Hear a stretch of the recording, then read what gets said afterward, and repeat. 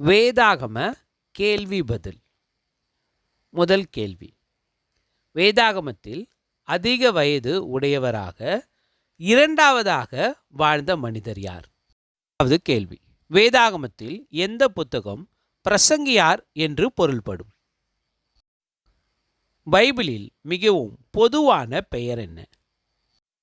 கேள்வி 4, இயேசுவை குறிப்பதற்கு இயேசுவுக்கு அடிக்கடி பயன்படுத்தப்பட்ட பெயர் என்ன?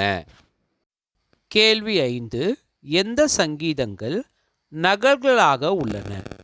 எந்த 2 சங்கீதங்கள் ஒத்தவை, ஒரே மாதிரி இருப்பவை?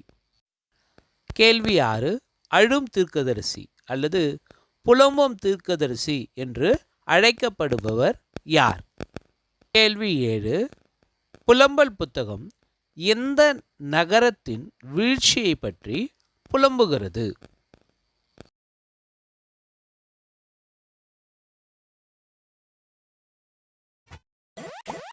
மறக்காம நம்முடைய சேனலுக்கு சப்ஸ்கிரைப் பண்ணுங்க.